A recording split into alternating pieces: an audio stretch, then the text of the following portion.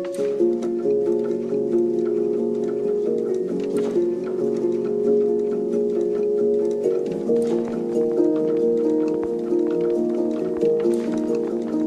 to Blind Shovel, an arts and music podcast. Today I had the pleasure of speaking with Studio Sparks, a Portuguese studio focused on the intersection between music and art. Enjoy.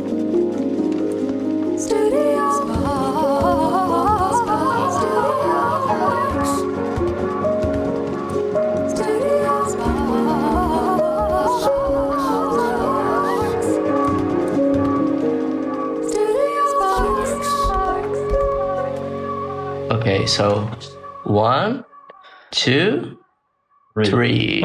That's it. So you're in Porto, Yeah. Right. which is the second largest city in Portugal. Is that right? That's right, yeah. Yeah, that's what Yeah. people say, and it's right. Yeah. I just looked it up. So, and you're from Brazil. I am. And where are you from, Chris? Oh, I'm from a city nearby Porto, and then I came to Porto to study, and now I'm living here. We are living together, so yeah. Cool. Yeah, I've never been to Portugal, so I don't know that much about it. Have you But been to Europe? Yes. What places did you went? I'm engaged to a French woman, so I've been to France quite a bit. Been to Sicily for a residency, Italy in general, Spain, like Barcelona. Oh, cool. But I wish I went to Portugal. Yeah, it's pretty close to Spain. It's their neighborhoods. And if you're around Spain, it's pretty easy to take a trip If here. you want to go to Madrid, it's like 40 minutes on the airplane. Yeah, we- it's pretty close. And I came here, like I said, when I was 23, and I was supposed to do like only 6 months of I was like a student abroad, and it's now more than 10 years. Wow. Yeah. How did that happen? Did you meet each other at that point? No, we met actually during a little before COVID in 2000. like 3 years ago. Yeah. Yeah, 3 years ago. Yeah. Oh, so this is this a recent studio in the sense, this project? Is it the love child of your relationship? Yeah, it is in a way. I think that we met shortly before the pandemic, and pretty shortly, like some. Yes, like we met, I guess, in January, and then here in Portugal, everything closed in March. March, yeah. So, And at that time, like we started our relationship, and I think we are on those like first months. I think we are trying a way to communicate through our art, like we did. I remember, I think a lot of couples did that. Those collaborations, drownings. Like I did a character, and then she did another character, or like to complete the drowning in a way. So we tried that, and then we tried to do. We were both. I did a comic book, and she did a illustration book when we met, and then we tried. We thought about doing a publisher company in a way, like to print some books. So we tried that, but then at the end it was this music, visual for music studio. The idea that stuck, because at the same time, I don't want to like go long here on the origin story. I don't know if No, that's if important. that's yeah. I think during the COVID, I was working. I had a job on a kind of a TV channel here, but I was I was not loving that, especially because when COVID started, my job was to put the numbers of like disease people and sick people and like people that were dying. So I was very miserable at that time. You know, like I was doing okay financially, but I was not like my soul was like crushed, I would say. Of course. So to clarify, Yeah. you were making visual graphics showing the Yeah. That's it. deaths Like in the Yeah. of course. yeah, It's like showing the maps and the numbers of people that were dying or getting sick. That's horrible. And Chris, you were at the time finishing. Yeah, I was a student at the time. I was finishing my master degree in graphic design. So this illustration book was like my final project for this master. That's when we met. And then I had to make an internship on a design company. And then this music thing appeared and we started making things together at the same time. I was making my internship and at the same time we were collaborating. I can't say more how that started, because that was also like a product of COVID, because like I was saying, I was not loving my day job, but that that time gave me the opportunity to like gave everybody the opportunity to stay at home. And during that period, there is this artist called Sonic Boom. His name is Pete Camber. He's from a band called Spaceman 3. It's like a pretty legendary band in the UK back in the late 80s. He lives now here in Portugal, in Sintra. But at that time, in 2020, he was releasing his solo album. And I'm a big fan of him, and I'm also a big fan of the guy who does the artwork. His name is Marco Papiro, and he I don't know if you know any of these names, but I admittedly used to know a lot more about indie music. Yeah. Obviously, I know about Panda Bear. And yeah. always liked Panda Bear, and was aware that he lived in Portugal. I believe he lives in Portugal. Yeah, so Pete produced some Panda Bear albums, and they became friends, and that's why he ended up here in Portugal too. And so and Marco Papiro also did some artwork for some Panda Bear stuff. But Nice.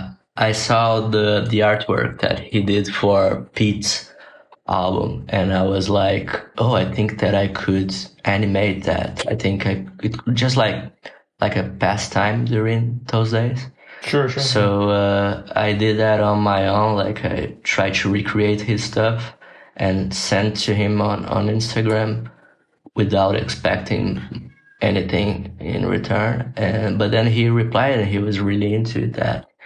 And then he offered to send me the original files from the designer, and that was like a incredible moment for me, like to open the Illustrator files, you know, from an artist that I really admire, to see like how he did everything, you know. So yeah, we did that.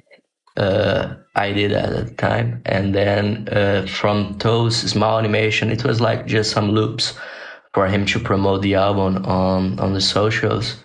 We ended up expanding that to a whole music video. So that is like our first music video. It's that one for Sonic Boom, which is, you know, a good way to start, you know, already with the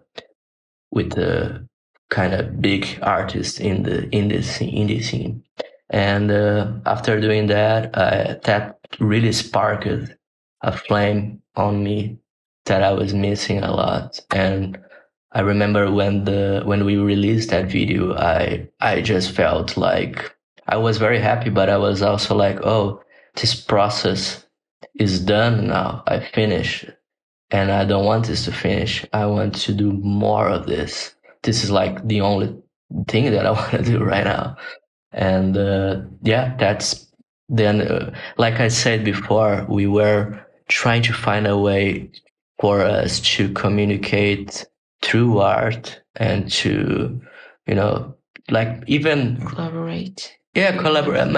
I mean, even like inside of our relationship, I think, because like we both being artists, I think that's a way that we like to communicate. Sometimes I think art, especially like visual artists, they are better doing that than with words, Yeah. So we did some stuff for other artists, and then we incorporate, like Chris started helping me more. She helped me with more with illustration and more like with design tips. And then we did some more videos on that first year until we thought about, let's just put a name for and create like a studio, because we're just using our names at that time. So in short, that's kind of how it went. Yeah, I started when we did the videos for Cheval Sombre. It was I'm still having a little trouble hearing. Okay, sorry, Chris. Yeah, maybe you can talk a little louder.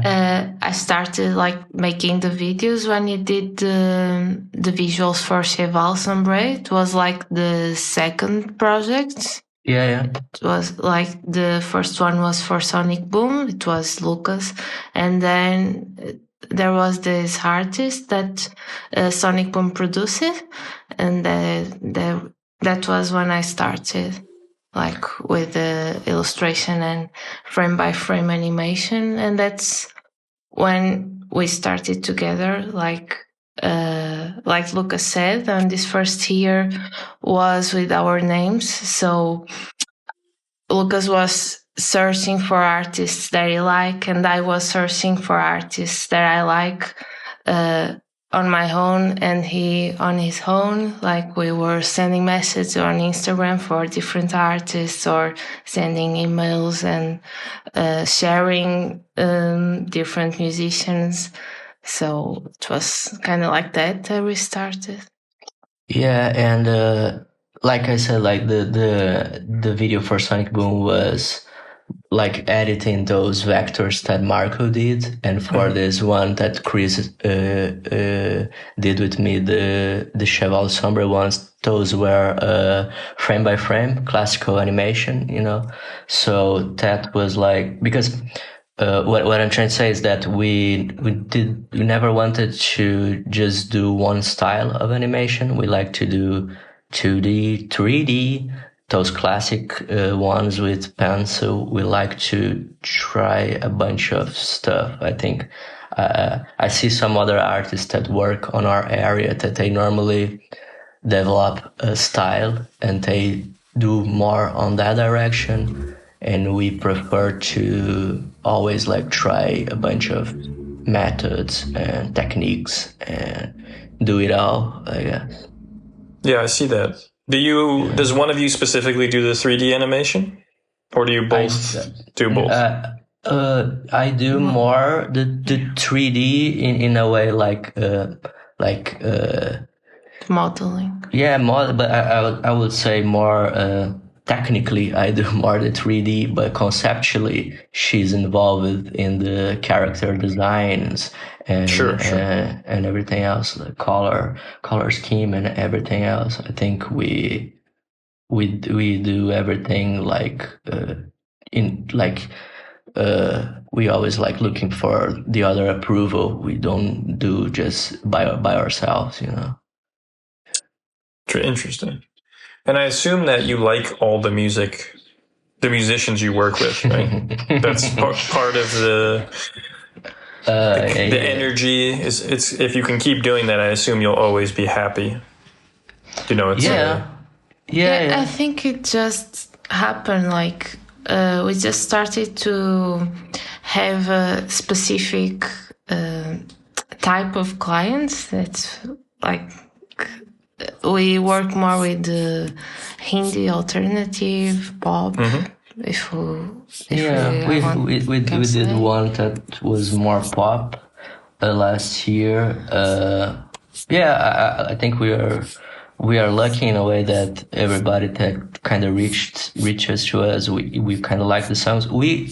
I have to say that we already like received some emails with songs that I was not digging at all, and I was like, I will have a hard time to animate that, and it was at that point that we are already like with a lot of work, so we decided to not go, because just to clarify, right now we are in a position that we are still doing other work. Like Studio Sparks is not entirely our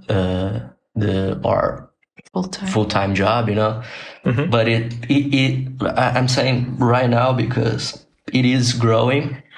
It's growing a lot, and we are trying to make it our only job. But at this point, we both still do stuff for other type of work. So, but I'm just saying that because I wanna like clarify that since we have another financial like another way to get money, that's why we are treating Sparks more like a creative output. So if we receive a message from a band that we don't like the music, we can't say no because we are secure in another way. I don't know if that makes sense. No, that makes complete sense. Yeah. Are your other jobs art related or no? You want to talk about your art? Yeah, I'm still working as a graphic designer. Mm-hmm. So yeah, it's related, but it's more corporative. So it's not so creative as I wanted to be. So yeah, it's that kind of thing. Like you make a master degree in graphic designer, and you learn things to be creative, and then you get a job, and you don't have to make these creative things, just the technical things, just the professional stuff. Just professional and technical things. And I think the creative side is kind of and very important for me. So right. Yeah. Is there anything unique about being a artist in Portugal? Sorry? Something unique being artist here in Portugal. Yeah, I think that, I don't know, maybe it's more about even the financial situation here, because I think,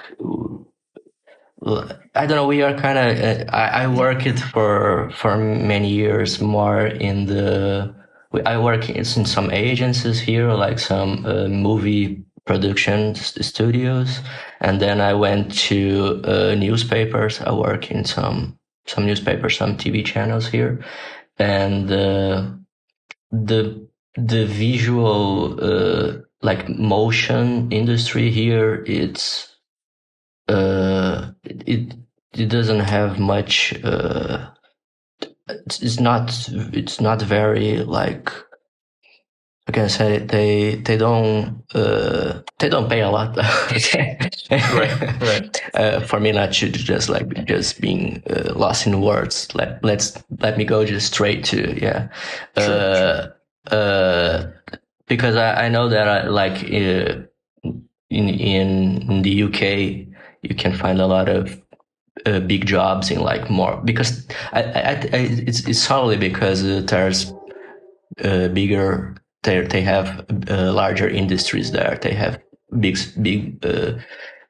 studios there, and here they don't have. It's not such a scene, So the stuff here is not taken so seriously, I would say. And I don't know, in design, it's also kind of that way. I think in design it's kind of the same. So they don't pay so well.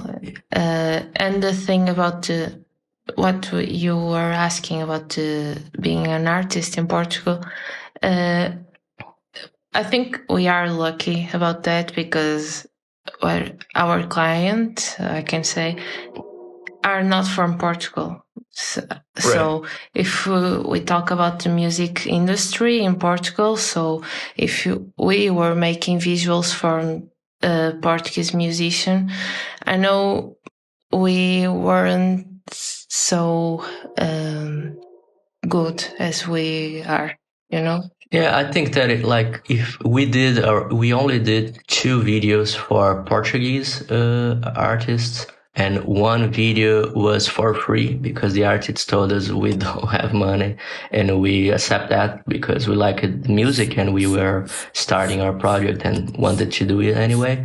And the other one was very cheap, I would say, for the same reasons. If we wanted to work on that area here, we will only survive working for pop artists, for like big. If you are on television, basically. Yeah, like Portuguese television artists, which are not my thing, at least. And it will be just a very select group of artists that could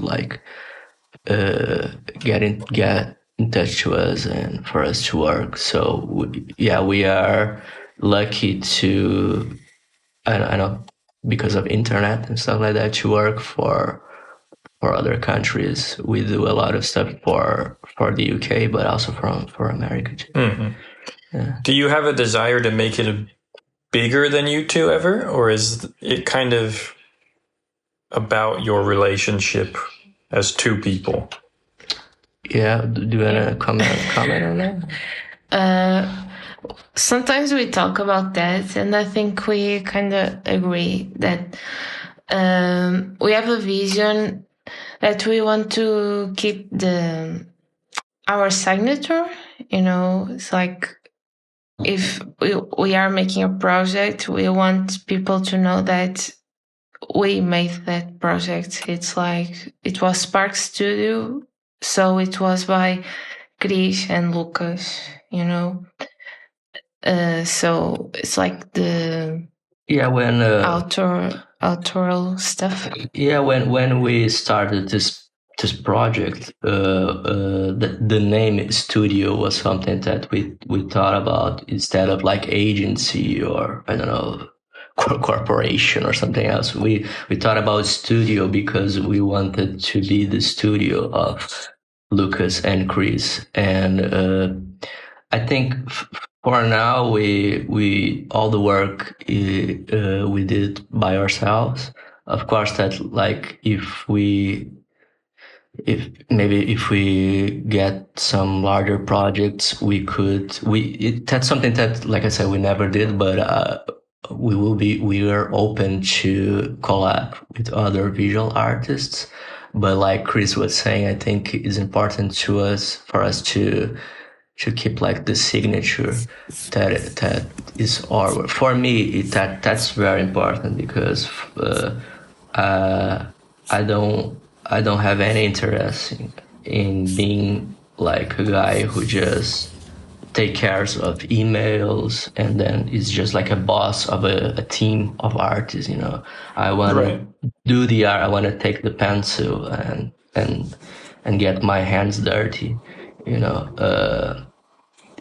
I was just maybe going to a totally different thing, but I was thinking today about George Lucas. Mm-hmm. Not because I'm super into Star Wars or anything, but because I was remembering that when I was young, I saw a documentary about George Lucas, and I may be entirely wrong on the way that I remember the documentary, but he was like when he started in the 70s, I would say he was very independent to the mainstream Hollywood at the time, and he was kind of against like the big studios at the time. He was just like doing his stuff separately, and he did some small movies that I never saw. But then all of a sudden he did Star Wars, which was something that it was I think kind of safe to say that it was too much of a success for him, because in a very short amount of time, he became one of the studios that he hated before. He became a big corporation, and his time was more like about doing toys how to sell toys than doing movies and cinema. And I think I'm just saying that because I saw a picture of him, and every time that I see a picture of George Lucas, it's like he's so depressing, So like it's kind of like a guy who in the way that I see, and it's probably I'm very romanticizing the whole thing, but it's like a guy who got a lot of money, but the problem is that it's not what he wanted, so he never did other movies. I think he didn't direct the other Star Wars. He did the ones in 2000 which suck, but but the second one, and I would say like the fourth and the 51, he didn't do because I think he was busy with more being like a producer, executive producer than a filmmaker. And I'm just saying that because that's a nightmare scenario for me, to be, to lose track of what I really like to do, So yeah. Yeah, he's very complicated. I loved Star Wars when I was young, and I have watched his early films. Yeah. And he used to say if he made a bunch of money, he would just go back to making independent films. I don't think he's ever going to do that, but I know what you mean. That's a very complicated dynamic, him and Star Wars, because even in the first one, he was less hands-on because he was almost overwhelmed. I actually think in some ways, the more hands-on he got, the bigger the problem. The more micromanaging he was, and that's why the prequels are bad. So I know what you mean by looking at these big artists, or even these trilogies. Like I look at trilogies all the time, like The Matrix or something, and I'm always trying to understand what's going wrong.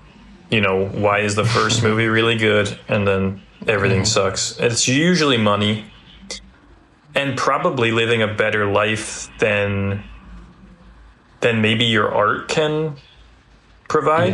When you don't have much, your art is a great, not just an escape, but it's a better world to be in. But I assume when these people get tons of money, they enjoy life.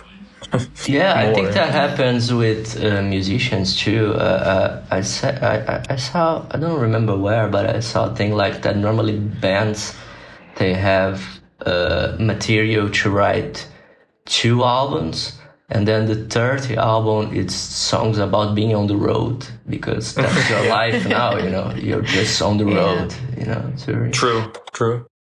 So were you both artists when you were young? Is that how you thought of yourselves? Not really. So, Go ahead. So here, I don't know how it works here in America, but here in high school, we have kind of to choose an area to study. So we have to choose science, arts, or history. And I was studying science, and was during that time, during high school, that I I had an existential crisis. Like I'm hating that. I'm hating maths. So I started to have, You're hating math? yeah, Okay. painting classes. Started to have art history classes. But I think the first contact that I had with art was with writing. So I always had diaries, and I always write a lot. And I started to make little drawings on my diaries, and that's when I started to think like, oh, I kind of like to do that, and that's where the illustration born on my life was kind of like this process, and yeah, not it was kind of like that. Yeah, for me, like, of course, that I like always draw a lot when I was a kid. I was always drawing, but I never like until I was like around 16, I never considered the idea, the hypothesis that I could work on that area. I remember that for me, it was like, you can be a doctor, a lawyer, or I don't know even what was the third, but I only had like just some options. And then I remember that a friend of mine at that age, or he was also 15, 16, he played guitar. He was like, he had like a rock band. And he was telling me, "Oh, I'm going to study music." And I was like, "Oh, he does this stuff, and he plans to keep doing that stuff." And I thought I was much. I was at that time. The media that I was more focused was cinema, and I thought that, whoa, maybe I can do movies. But I don't know, in a way it felt very impossible. It felt something very far away. And especially in Brazil and in the small town that I grew up. So, yeah, to do, I actually, I tried with a lot of strength to not be an artist. I tried to, because yeah, my mom always criticized artists. I remember like I don't know, we saw some theater kids in the street, and she always like saying, "Oh, those guys will never make any money." And I felt that it will be bad if I choose to be an artist. So I apply it to the thing the thing that I found that was more similar with arts, but that I could make some money, was architecture. So I applied to architecture, and I think I last 2 weeks, and I gave up because it was a lot of math. It was super. It was very structural in a way. Yeah, I felt I'm on the wrong. I made a bad decision.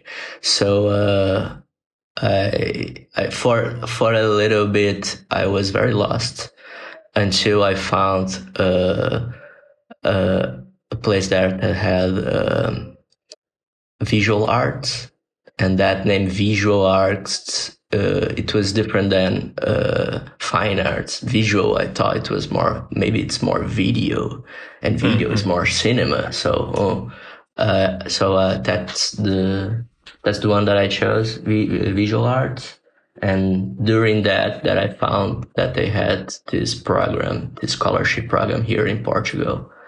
So that's when I decided to come here. Well, it's awesome to That's see really that you both are doing that. It's Yeah, it's I very. was I was accepted in art history for the university, but when I saw my name there, I was like, no, because I start wondering like I want to make stuff, not just read stuff, you know. So Yeah, I remember feeling super strongly that I want to do stuff, but I don't want to be poor. I don't want to like live a super hard life, you know. I want to make, a decent way and a decent, amount. Uh, so it is still very surreal for me, the fact that now I work with the stuff that I love. Yeah, But was working with Panda Bear. That feels like. I mean, I don't know that much about musicians in Portugal, but he's the biggest musician I know who lives there. yeah. Was that the sign of something big for you guys? A certain Yeah, I success? think since we did the videos for Sonic Boom, I reached out to Animal Collective, and one of the guys replied. That's why I say that it was important to us to start with Sonic Boom, because instead of like having to do some small artist and climbing the ladder, we already had a name to show our work.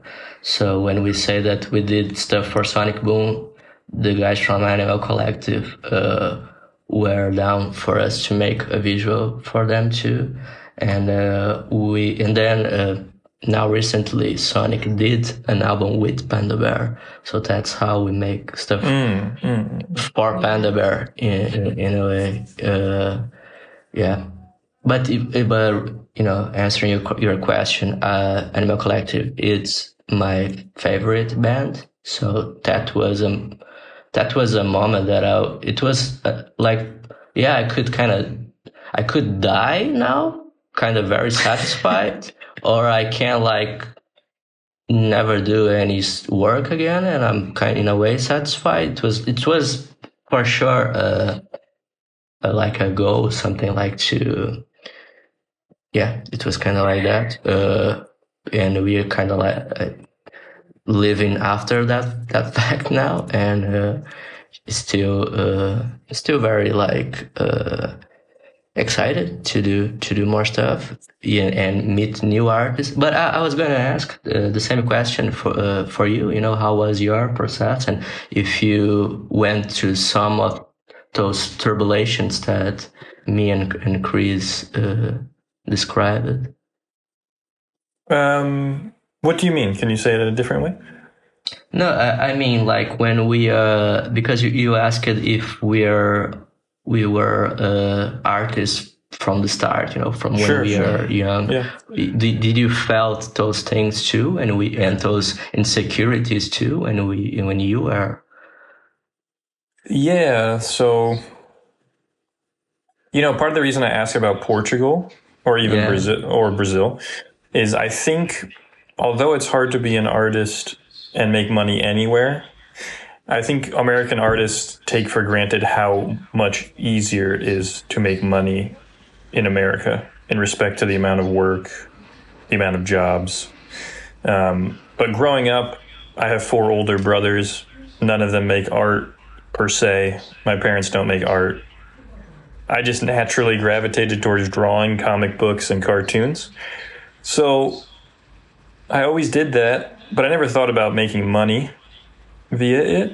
And then I liked writing and reading books. I also like music a lot. My whole high school identity was based around liking music that other people didn't know about.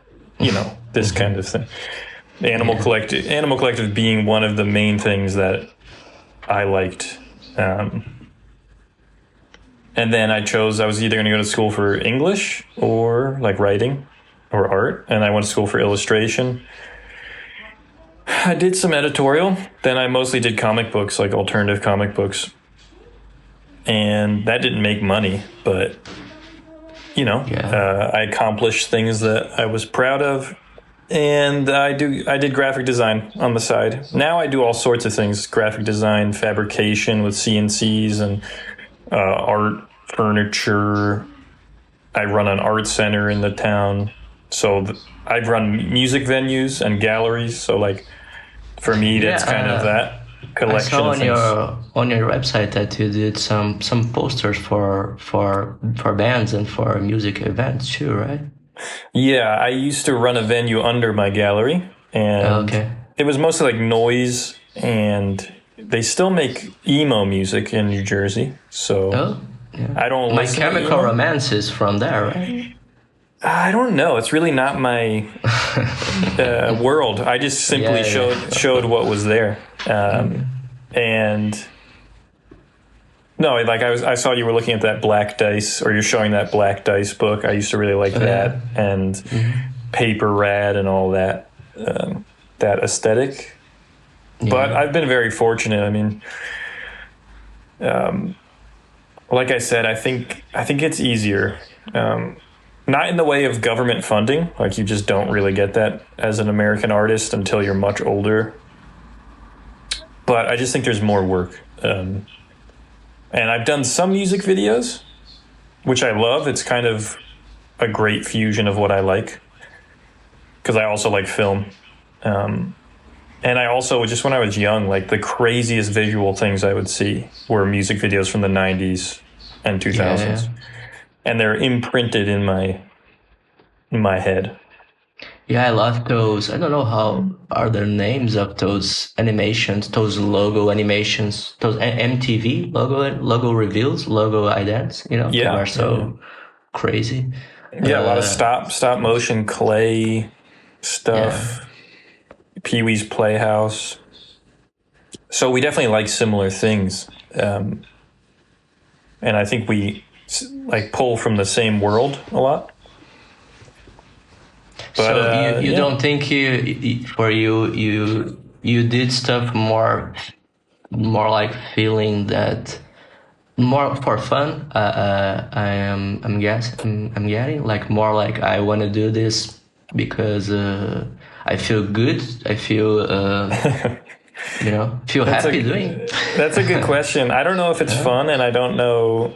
I think it makes me. I mean when you're young. When you started. I was just super stubborn when I was younger. So I had to get something out that was very weird. And now Can I ask you if your parents were supportive of you doing it? My parents, being good parents, were neither supportive or not. Like I didn't go to like extra art class or art class when I was young. I think when you have 5 kids, you just let them do whatever the hell they're doing, and you're exhausted by the time you get to me, the 5th one. So, no, I mean, I don't think they were thrilled. I think they just didn't know, right? Like, what does it mean to go to art school, and what does it mean to be an artist? They didn't have examples either of like, it's not like we had a weird uncle who was even a musician. It's just my family. Certain families have that in them. And it's not a bad thing, but there's not family members that do that for a living. So I just chose, and I had the privilege to choose to live like a kind of dirty, grungy, punk lifestyle while making the comic books. There's certain cities in America you can pay like nothing to live in if you live with a bunch of people. But I got tired of that, so I think it was cool. They weren't in my business, and my brothers are always supportive, just like showing me cool things and helping me have taste about music. I have one brother, who like listened to the Smiths and would show me indie stuff when I was young. And I don't know. It goes both ways. Like I don't want. Yeah, go ahead. No. It sounds like a good experience, don't you say? It is. I've been because blessed. Yeah. not that my childhood was like super traumatic and super not like that, but I don't know. When I remember, I always remember that I was super anxious, about everything, about like, about every decision, anxious if, in my case, they were not artists too, and I also didn't had any artists in the family. But my father, he is very into computers. I remember like in like 97, he showing me the internet, and he is a programmer. So that's why my tech side, I think, was born more for his influence. And my mom, she worked on a hospital, so she was more like the human side. Like my father was the computer side, and my mom the human side, and they were separate. So and I very different from you. I am an only child, so. It was a lot of pressure, focus on me. So like just hearing you're telling your story, it felt way more chill than mine. I don't know. Yeah, I understand. I think what you said is true. When there's a lot of kids, like I have 9 nieces and nephews, so nobody's asking me or pressuring me to have children because they need grandchildren. So, you kind of just, I think being the last child of that many people, like the culture is established in the house and you kind of get the best of each thing and nobody's really monitoring you that much. It's really good for artists, I think, like being the last one, because you have distance from like the tradition of the family in some sense, and you're not weighed down by the expectations of, like I said, like having lineage and the children and carrying the values in a specific way. I think it's very important. Yeah, Chris is the older one. So. Yeah, I'm the opposite. I'm the older daughter. I'm the older cousin. I was the first, how do I say? Grandchild? Grandchild, yeah. So but all the attention was all the attention. Well, there's also the reality of being in America, where like, and I don't know. I'm assuming, but you can kind of make a career out of anything in this setting. Like if you really, really go at it, like you could probably monetize anything, commodify anything. But I could understand in other countries if you have one kid. Like it's Brazil, I don't know economically what's going on there, but they might be a little more concerned and want you to be like a doctor just to make sure it works. I think I understand where that's coming from. No, I totally understand too. And the only thing that, like I was talking about the internet before, the only, this that you're saying that you can make a living, I can understand now because of the internet. I think because of the internet, you can make a living, even living in Brazil, because you're reaching an international audience. You can work for whatever. So now I feel that is easy, but when I was younger, I didn't feel that at all, and I don't know, but that's good. That's water under the bridge. Yes. Do you think being in a relationship, does the collaborative aspect help you get through difficult parts of it, or does it create more problems and tensions when you're in your actual relationship? It's not a trick question. Just curious. For me, it's a pretty easy answer. For me, it's super helpful. Super helpful. I don't think that I could be here without her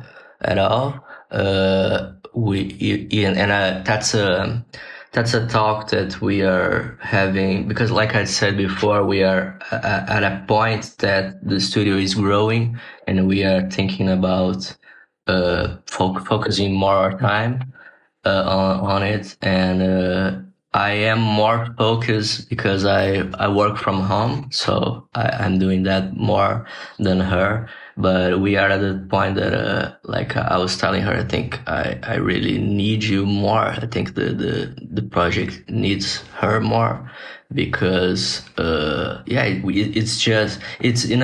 we are in a kind of scared uh, position now, that like if we jump to do this, to just focus on this, or if we still like the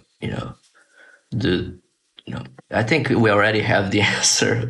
I think we as an artist, we have to follow our guts in a way, our heart, because otherwise we are miserable. So I think we kind of already know what we are gonna do. We just don't know when. But I don't want to like steal time from you, but yeah, just for me, I think it's super helpful. I think I am the rotten in the relationship, because I am too focused on the work sometimes. Like I stay too much glued on the computer, and that's toxic. A little bit toxic. So that's all my fault. But you can answer if you think that sometimes is hard. Oh, I mean, it's very helpful, and I think our relationship was always like that. We met in 2020, and our studio started in 2020. So our studio started when our relationship started. So it's hard to think about us without our work. But yeah, I think I don't know if organized is the word, but I think I'm a little more organized. Like I can focus. It's like I can think I'm going to focus 2 hours, and then I have to take a break. And Lucas is the person who doesn't need a break, and sometimes it annoys me. Like, Sure. Lucas, we have to. Yeah. But I understand we are different people, so. Yeah, Well, but that's I why it think, but works, and it's just those problems. It's just those small problems, those annoying problems that we have with each other. It's nothing like what I'm trying to say, that the pros are way bigger than the cons. Yeah. The reason I ask is oftentimes when artists date each other, I love this cat. It's a cool cat. When they date each other, sometimes the work separates them because they're so focused on it. Like they need to be in the studio 10 hours a day. And especially if you're an artist dating someone who is not an artist, that is almost incomprehensible, I think, to a lot of people, why someone would focus that much neurotically on making art. But it seems like the way you have it arranged, it heals the relationship. It doesn't create more problems. It fixes any kind of tension via the work itself. And I think even in terms of ideas and process, I think we work really well. Sometimes we always make brainstorming together when we have to start a project. And I think we have our ideas just flow together, Yeah, I think we complete each other very, very well in that sense. And I don't know. I don't want to be. I think I kind of. I was probably gonna say some really stupid thing, right? But I think that I think I kind of need her feminine side, you know? Sure. Of course.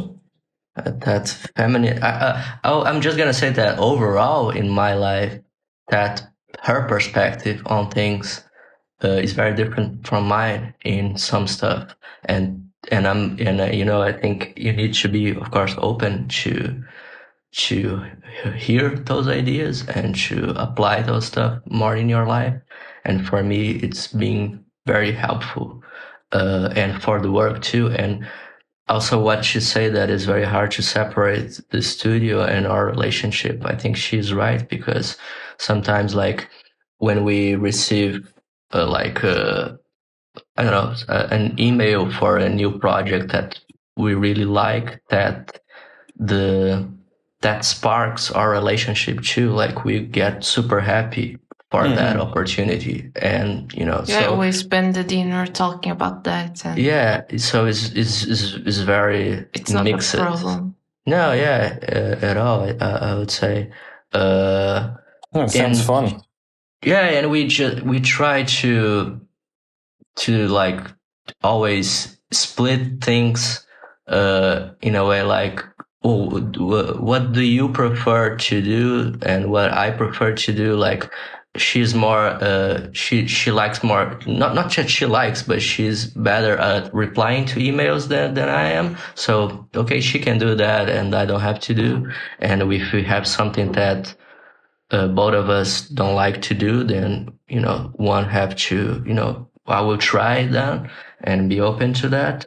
So yeah, I still kind of replying to your question, but well, no, that answers it. I think you can see the intimacy at play through the Instagram, because you share things about yourself. Both of you, the books you like. Yeah, we're doing that more now. Because I don't know, kind of why? Yeah, I don't know kind of why. No, I know that I kind of wanted to. It's kind of funny to say, but I started the year thinking I want to be a YouTuber. Not that I did. We even created. We didn't create a YouTube channel, but I thought about, like, that's kind of like a not a ridiculous thing, but yeah, I want to be a YouTuber in a way that I want to share a lot about the behind the scenes stuff, because there's a lot of things that go on the creative process and even in the techniques, and also because I am fascinated with this stuff. I like to see artists creating, so I thought I want to share more about this. So we started doing those videos, like talking about books, but I want to do more like in depth, like how we did those videos. And we are both a little shy, I would say, a little how do you say, how is the word, very introvert, right? He's introvert, right? Not very comfortable in front of a camera. Yeah, so, and I think that those are like good exercises to get more in the mood. Even like conversations like this, Yeah. I sucked so bad when it started, like, doing Zooms with bands, with musicians. I had ones that felt horrible after. I was like, oh, that was so bad.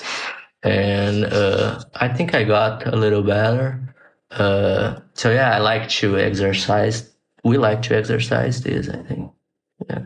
Is there a studio that you look up to? Like, I'm thinking Encyclopedia Pictura. Oh yeah. Is there a kind of peak on the mountain that you look to for inspiration in that sense? Do you have?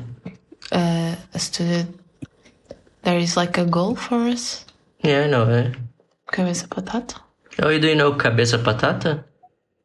Oh, that sounds very, very familiar. They are also a couple, so that's why we also like. And Hello. Oh, there's this. They are both more animation. Cabeça Patata, they are also a couple. And Illo is a studio from Italy. How do you spell that? Ilo. Illo, Illo. I'll check them out. Yeah, they're pretty good.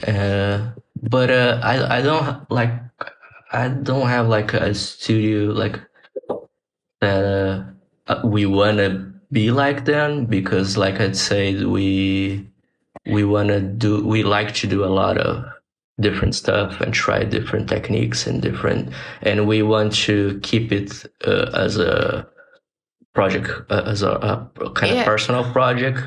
Yeah, I like Cabeça Patata more because of because of their vibe, I would say, because they are not corporate stuff. They are a couple making their thing on their studio and on the road also.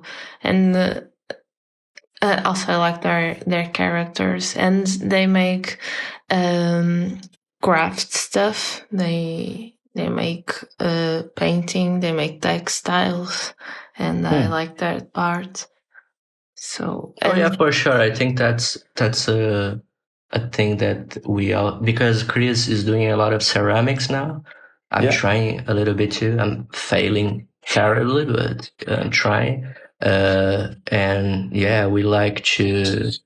I think it's important for artists in general to try different stuff.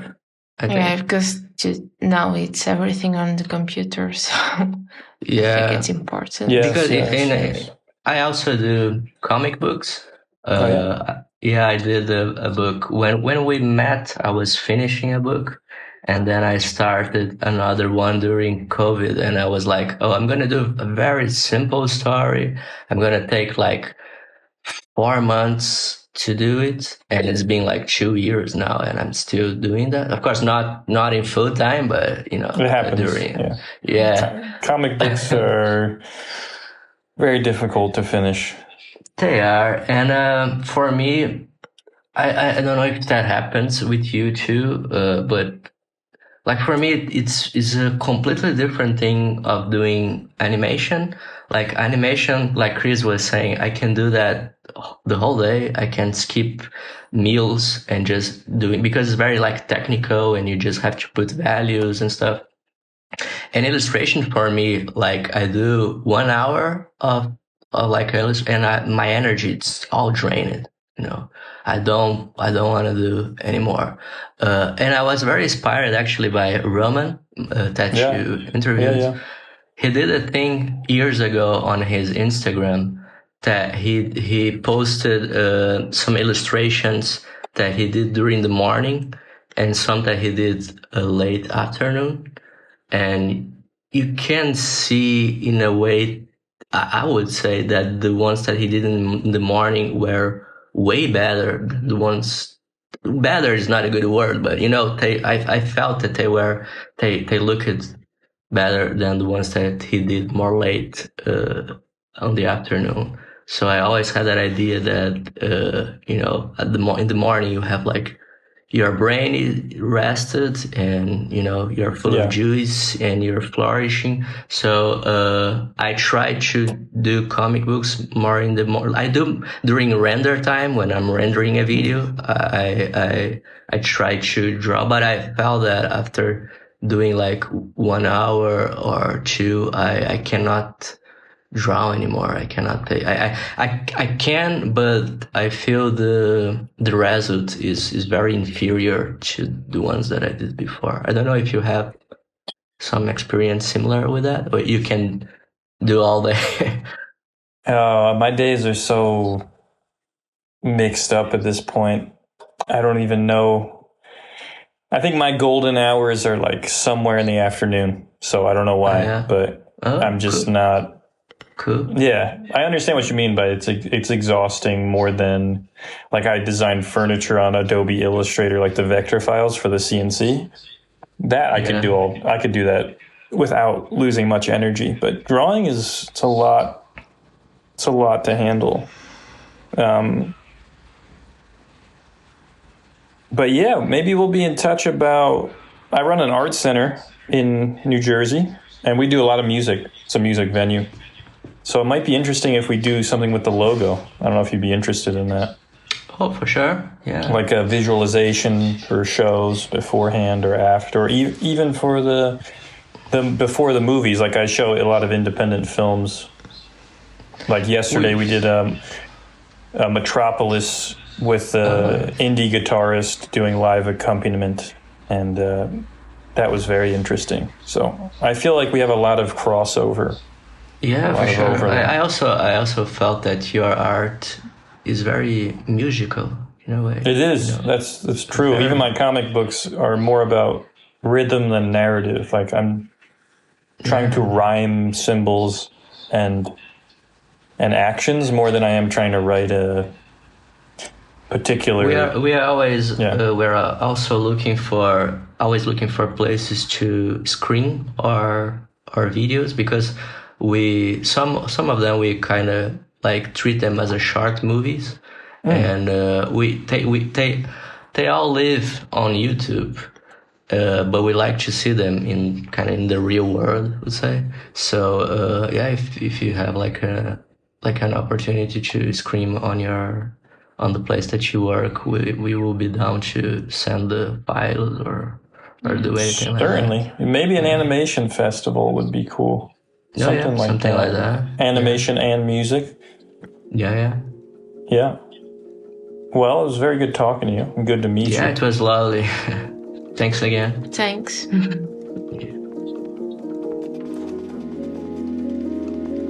Thanks for tuning in. Music by Dori Bavarsky, Mingja Chen, and this time with Carl McComas Reichel. Next up, we have McKay Felt.